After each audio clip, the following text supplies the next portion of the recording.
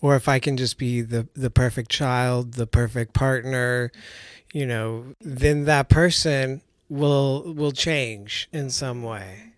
And it gets to the point where we are trying to not only control ourselves but control the entire situation, control that other person. Yeah. And that's when we, get into codependency. This podcast is for conversation and educational purposes only. I am not, let me repeat, not a mental health clinician that's allowed to give you medical advice to go do some dumb shit.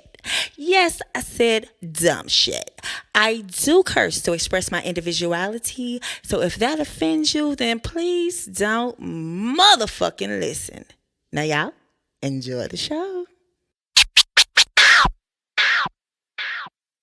Are you tired of that bullshit? Toxic people in relationships. You may be dealing with a narcissist. Are you dealing with a narcissist who puts you down in every argument? You might be fighting your depression. Trying to figure out the lesson. Damn, what's the lesson? Maybe you're looking for your soul. Where she at? Where he at? But the dating scene ain't looking great. Well, I'm two peas and I'm in town. I'm gonna help you lay them burdens down. So please enjoy this episode of the Sexy Nurse Chronicles. Y'all, welcome to the Sexy Nurse Chronicles podcast. I am your host, Nurse Motherfucking Tuki. Y'all, I have a very special guest. I got my best friend. Hello. And he didn't want me to take it here. But I'm right here, and that's my best. Y'all know how to do something. Y'all stop playing with me. And that's so Period. Oh. Period. Y'all, welcome to the Sexy Nurse Chronicles podcast. This is season number 2, episode 21. And I have my favorite one right here in my studio. My best friend, y'all. Now look, listen. Okay, let's get it straight. I'm a firm believer that it takes a village and you have to have a soul tribe, especially if you're estranged from your family or, whatever you got going on and you trying to be in hermit mode, just trying to keep your head low. Do what you got to do to get where you need to go. And so I have a very special, and I only got a handful of best friends. I ain't one of those best friends that get jealous because that's my best friend. No, bitch, it takes a village, honey. We got 8 different personalities. We need 8 different best friends. Yes. Y'all. Okay, so Nurse Stevie, welcome to the Sexy Nurse Chronicles podcast. Tell us a little about you, or what do you think the people should know? Because if you're my best friend, I know he got a word. I'm just saying. Well, I'm just very thankful to be able to be, included as a friend of yours and to be on your podcast. We've met at work, like you said, and became fast friends. Yeah, the energy was just right. And then, it quickly became more than friends, but chosen family. And something that I think myself and a lot of other people in the queer community can relate to, especially if you have family estrangement or, even outside the queer community, if you have family estrangement and loss, is building that close group of people around you that always has your back. And I know that I always have your back, and I know you always have my back. And so, in a healthy way. And that kind of brings us into breaking codependent relationships. We have endured. It's like you only meet people once in a lifetime, and so to connect with someone from with someone from a whole different way of life, As y'all can hear, his fine ass, yes, he's a part of the LGBTQ community. He's a gay male. He is single. I will leave his name in the description box below. Okay. But yeah, so you're a white male too. I'm a black woman, single, hetero, sexual. Cisgendered. Yeah, there you go. Cisgendered. And we still have been through the same struggle with our parents. We done been through the same struggle with what we thought were best friends, or who were, how we use that word so loosely. But best believe, everybody been trying to get on the podcast. But my best friends are coming first. And that's on what? Period. Okay.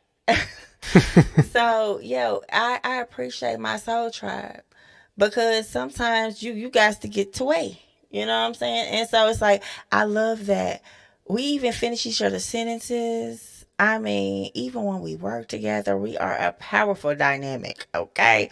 We get the job done. You don't got to worry about KEKE or Nurse Stevie calling you, because we are just, honey, everybody's cool. Mm-hmm. We go through the struggle together. And so we've also tried to break codependent relationships together. Like, we both had parent issues. So let's talk about it. How do you know if your partner is codependent?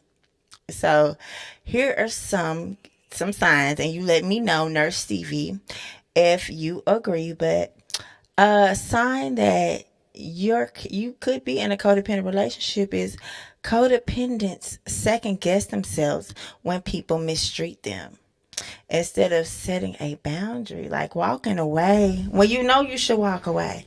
You know what I'm saying? Mm-hmm. You know you should walk away. But you know what? I think that I'm so bad. I'm so beautiful. I'm so smart. I'm so this. That nigga dumb. Or if I can just be the perfect child, the perfect partner, the perfect student, then that person will change in some way. And it gets to the point where we are trying to not only control ourselves, but control the entire situation, control that other person. Yeah. And that's when we, get into codependency. Because we be missing the red flags. Yes. And then when you grow up in a family that is codependent, like I think you and I both relate to, in multiple levels, then that just adds a layer of familiarity with codependency, to the point where it feels like that's how things should be. That's what feels like home and comfortable, until you break free from that. And then you can, continue that cycle in the next relationship, or you can start to recognize that and build healthy boundaries for yourself, for your relationships, and in all manner, professional, personal, the romantic relationships, and your family. And it needs to start at home, always. That's right, honey. It is, because kids, like I said on the last episode,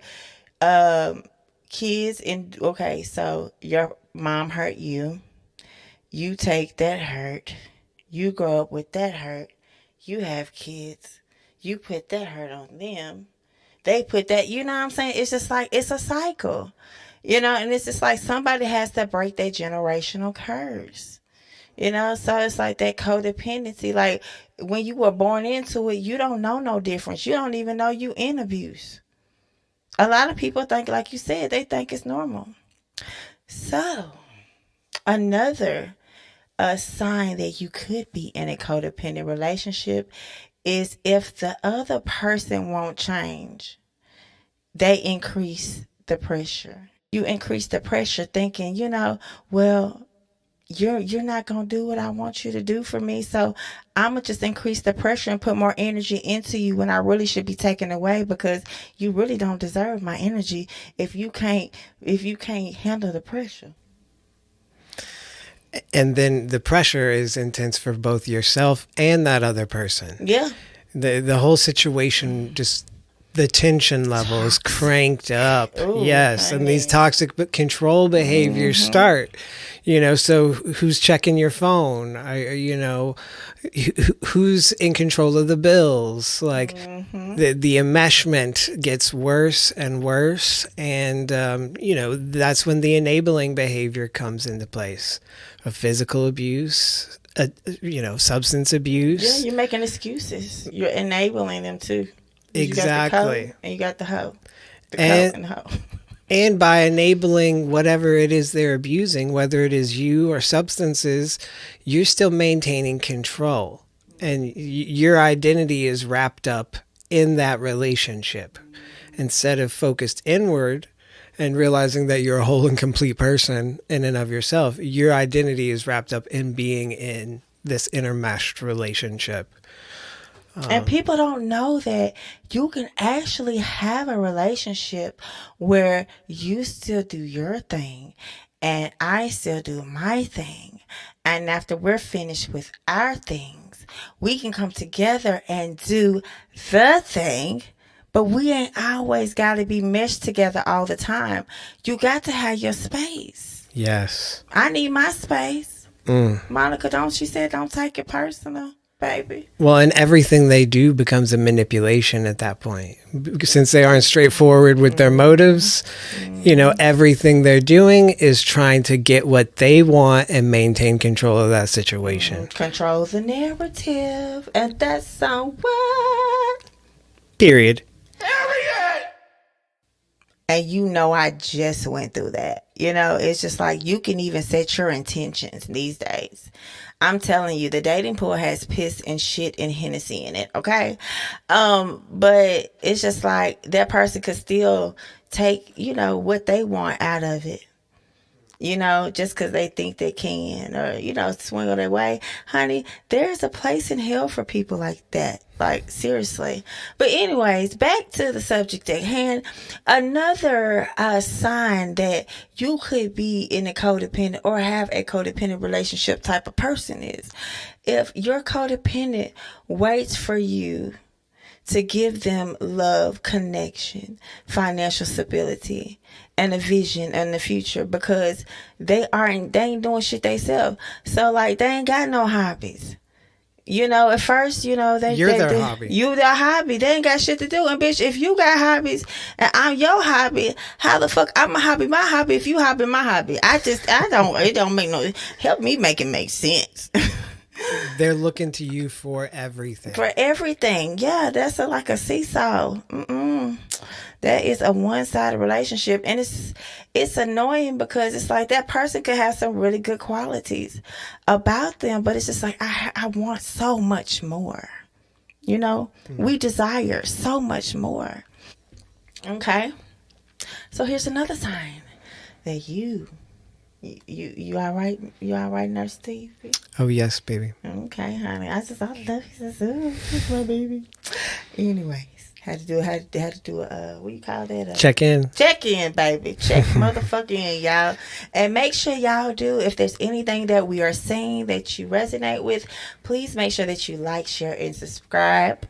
And if you are listening on any audio podcasts, as far as Apple, Pandora, Alexa, Amazon, any of them, Google me, please. I love to hear from you and comments, y'all, because this is a whole motherfucking movement. We are breaking these codependent minds, honey. It's a whole season, baby. I'm trying to break it down, Stevie. We're breaking it down, baby. So, codependence. Another sign of codependency is a codependent likes to feel like they're the responsible one, the wise one, the poor suffering, long-suffering one who holds everything together, the victim. Yeah, even when you're not asked to do it, like you just gotta be dun dun dun dun dun. There's certain people that you kind of expect to fill those roles, like a mom. A lot of moms out there will enable their child in a lot of toxic relationships and behaviors. They'll bail them out of jail when they get that DUI over and over again. They'll pay for that rehab facility, dropping over and over thousands and thousands of dollars. Yeah. Where the recidivism rate with that is not the best. Yeah. So people relapse. And when you get down to it, of course, there's systemic issues at play. There's a lot more than just what we can do personally. But the codependent relationship plays a big part in that. There's multiple people enabling any addict out there. And they don't even know that they're enabling them, because you feel like you're just doing something that you love for somebody because you don't want to see them suffer. And there has to be a boundary there, though. Yeah. It doesn't have to be let them hit rock bottom necessarily, but maybe. But sometimes you got to. Yes, that's true. There's conditions on the support, is what it is. You want to have that balance between that codependent support, which it's so controlling, and your whole identity as that parent or as that spouse or whoever it is wrapped up in, I got to protect this person through this sickness. And then you have we'll let them hit rock bottom, disown this child, situations. That's my situation. But there has to be a balance in between that too. It's that conditional support. It can't be tough love all the time. No. That's like my mom. She's built on tough love. Oh, it's just tough love. Well, bitch, where is the love at then? Mm-hmm. You gotta have a balance. Where's the love? You always trying to be hard. It needs to be a healthy love. But when you ain't never had healthy love, how can you give it? Well, exactly. So we shouldn't expect it from them. But what we can do is put those boundaries up ourselves, and realize, where we get our sense of meaning and fulfillment, and all of our needs are met through a healthy boundary. Yeah. Building that foundation, that fence, as we talked about in last episode. Keeping the bad out and the good in. Okay? Another sign, and this one kind of hits me, Nurse Stevie. It kind of hits me because it's more me being the codependent or the enabler, but it's the importance that I place on seeming to have it all together that prevents me from connecting with people sometimes and asking for help. And I find it hard to admit my personal failures and worries because I don't want to worry nobody. It's just like God's got me through this far, but hell, I get tired and the devil is attacking. And part of that is completely normal. You're a mother, you're an adult, and we have expectations that are appropriate on ourselves, but we don't want to have it so rigid in our head that we have to appear perfect that we don't ask for help, like you said. And I've had to work on the same thing myself. My ego, our ego. It's so relatable. I think a lot of people would relate to having a hard time asking for help. And it can get to a codependent extreme. I'm thinking of the situations where women are hiding the physical abuse on their body, painting it over with makeup to prevent the neighbors or the people at church to see, the bruises on their neck, because they have to appear perfect and they can't reach out for help. They're enabling their own abuse. Or, the wife or the husband or the partner that hides all the liquor bottles when the kids are here and around. So that their partner can keep up appearances and keep drinking without, breaking that appearance of perfection. Yeah. Well, I don't give a fuck about appearance of perfection because y'all know what? We know how to ask for help. But hold on, and two, I ain't sip my tea all motherfucking episode. So y'all, hold on, y'all. Why I sip my motherfucking... hold on.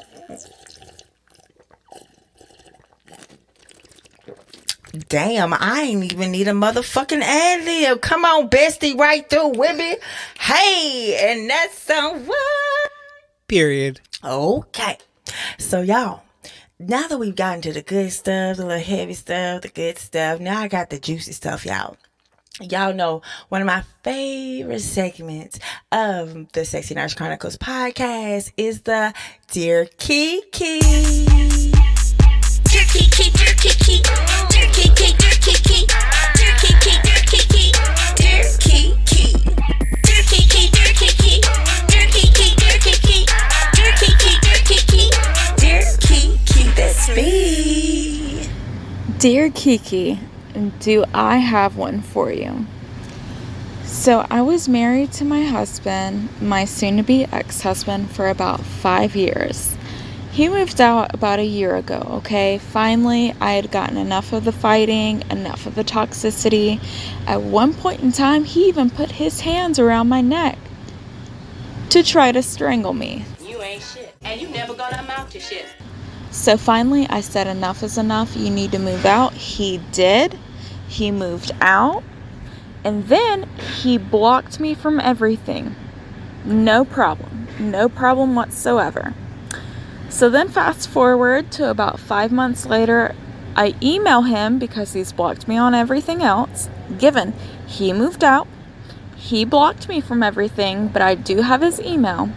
And I tell him, hey, let's sign the divorce papers. Let's be done with this. He says, okay, leave them in the mailbox. I'll take them. I'll get them notarized on my part, and then we'll be done with this. And I said, awesome, cool. Let's move forward with our lives. Okay, so I do my part. I get the papers notarized. I told him I would pay for everything pertaining to this divorce. I leave them in the mailbox. He picks them up and then never returns them. What kind of shit is that? Never returns them. We're talking about back in May. It is now October, and this man has not brought me back the divorce papers. So now I'm looking at hiring a lawyer. That's $3,000. That, I mean, who has that in their back pocket? You know what I mean? So I'm just trying to figure out, you moved out, you blocked me from everything. Obviously, this has not worked out. Why can't we just cut our ties and be done? Why can't we just be done with this? So I unfortunately had to go ahead and hire a lawyer a couple weeks ago, and that's going as is. I'm having to pick up a tremendous amount of extra shifts, which I don't really care for. I'm tired of my job in general. And now I'm having to work extra shifts at it to get rid of this man who volunteered to leave my life. But get this. Yesterday in the mail, I get a confidential letter. So I thought it pertained to my divorce, so I went ahead and opened it up. It happened to be addressed to my ex-husband, and it is STD testing. Done 2 days ago. So I know that this man did not have health insurance before me. So I know that he hasn't gone and seen a doctor before me, which means when he went to this office, he gave them my address, and it's STD testing. So did he do this to try to make me jealous? Because I've got to say, I really don't fucking care what he's doing anymore. Truly, honestly. Like a few months ago, I met the man of my dreams. And I mean, fixes things in the house, pays bills, takes me on trips, cooks me food, gets me whatever I want, treats me like a princess. I do not care what my ex-husband is doing. But at the same time, did he try to do this to make me jealous? Like, you've been gone for almost a year now. Like, what is the point? I just don't get it. Do you have any insight for me? Yes, you've come to the right place. Thank you for supporting the Sexy Nurse Chronicles Dear KEKE segment. So can you too. Send it to THESEXYNURSECHRONICLES@gmail.com. Anyways, let's get to this. First of all, kudos. Honey, your story sounds just like mine. Both marriages I went through, I paid for both of them. And they was uncontested. It was like, you know what, let me pay this little money. And the second one, I did good. I had kids and everything, honey. $297, honey, the best deal that I could ever got in my whole entire life. You know, I was nervous thinking, well, I might need this or do that. Honey, look up Tennessee.gov or whatever state you live in.gov and look at the requirements. If you got somebody that wants to, that agrees and just want to get it on with, honey, we can pay $297 and get that shit over with. I'm sorry, sis. Unfortunately, yeah, I know how it is. I know how it is to have to work extra shifts just to, you know, make ends meet. I know you're tired of your job, honey. She work hard for the money, so hard for it, honey. She work hard for the money, and he trying to act like a bitch. Straight bitch. Anyways, that's what he acting like, really. He's giving me princess vibes. But, you know, the fact of it is, you're right. He let go of you. He said, we're done. Blocked you. But, you know, there's always an underlying issue to that. Either he went, obviously, it was another bitch. Now, I could be wrong, or he's gay, or he just has some hidden secret that you just could not handle, you know, to where he just had to go jump ship. But when I tell you something, baby girl, honey, we about to have a little church in here. God's rejection, people's rejection is your protection. Do you hear what I'm saying, baby girl? Okay. Shit. So, you know, you're talking, and then later on, he sends a letter to the house, or a letter comes to the house about STD testing. Your question to me is, did he do that to fuck with you? Girl, who gives a fuck? Mm-hmm. Who gives a fuck? Girl, that's not even the question, that the answer you really need. Honey, I'm dropping these juice on you, baby. I love you. So I'm going to be real with you. Fuck what he got. Fuck who he sent it to. That just lets you know that he's paying for his own karma. Because when you're with your man, who you say is so fine, honey, does everything for you. Drink your bath water, pay your bills, make your breakfast, feed your grace, rub your feet, baby, do it, all that. That's what you deserve. And he deserves that little funky ass letter that you just got in the bed. But who gives a fuck if, girl, fuck him. We don't care about his feelings or what he trying to do with you. We know you done moved on. Let that motherfucking ring of fire, the ring of fire, let that bitch burn. That ain't got nothing to do with you. He's just in a distraction. That's the devil being a distraction when you're happy. And right now, you're happy. You let that way go. To me, baby, you divorced. But, you know, eventually, yeah, you got your lawyer. You going through the extra pain. But, you know, after that, you get to marry your king. Honey, and see, I ain't married my king yet. I know he's coming. So I'm going to make sure that I'm available. Whatever, no matter how much it takes. So, baby, kudos to you for leaving an abusive relationship. Y'all, can we get some motherfucking handcuffs in this bitch? Cut that bitch off. Yes, bitch. Yes. Okay. I love you. Thank you. Fuck him. It's all about you. Who gives a fuck? You just saw his like that ring of fire, bitch. Let it burn, bitch. Let it burn. Okay. Well, y'all, that is the end of this. This is going to be a short episode today because we got to break it down, and we're going to have another amazing episode coming soon. So y'all, please make sure y'all find me on IG, Instagram, nurse, the number 2, KEYS. You can find me on Facebook at the Sexy Nurse Chronicles Podcast. You can Google me. I am on all platforms, and y'all get y'all some motherfucking merch straight out of a codependent relationship, honey, on sale. If you know any cute nurse bitches, anybody in the healthcare industry that want to be a nurse, inspired to be a nurse, get some of that Sexy Nurse Chronicles podcast merch, guys. And until then, though, we breaking motherfucking codependent habits, y'all. If you ever had a habit, been through a habit, I am a habit, you are a habit. Let's talk about breaking this motherfucking habit. Okay. Here we go. That's how you end the motherfucker. So you know I gotta happy.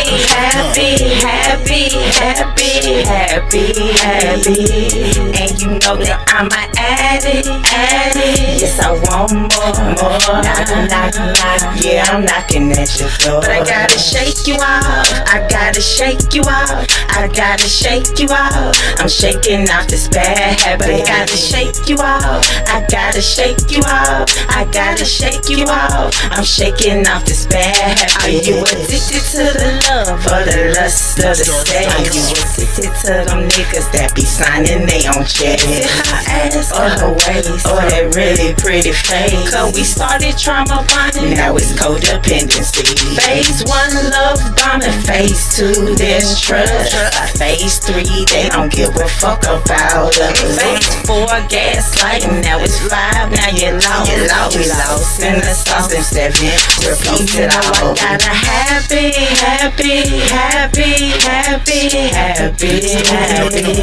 And you know that I'm an addict. Yes, I want more. Knock. Yeah, I'm knocking at your door. But I gotta shake you off. I'm gonna shake you off. I'm shaking off this bad habit. I gotta shake you off. I'm gonna shake you off. I'm shaking out this bad habit. Are you addicted to the money or addicted to the fame? Are you addicted to some problems that been driving you insane? Is it the food? Is it the sex? Or that feeling that you get when you drinking hella coffee and you want that cigarette? Are you ready for some change? Are you ready for some pain? Are you ready for them blessings God been hiding in the wings? So please keep focused, baby, don't give up. Life's about healing and it got you fucked. You know I gotta happy.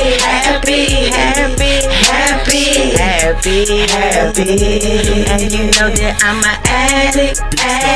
Yes, I want more.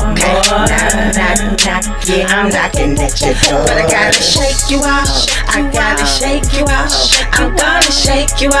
I'm shaking off this bad habit. I gotta shake you off. I'm gonna shake you off. I'm shaking off this bad habit. We breaking trauma bonds, bitch. Trauma bonds, we breaking trauma bonds, bitch. We breaking trauma bonds, and codependency. We breaking trauma bonds, bitch. We breaking trauma breakers. We breaking trauma breakers, bitch. That codependency shit. Breaking trauma breakers. We breaking trauma breakers. Season 2, episode 21 is done. See you next time.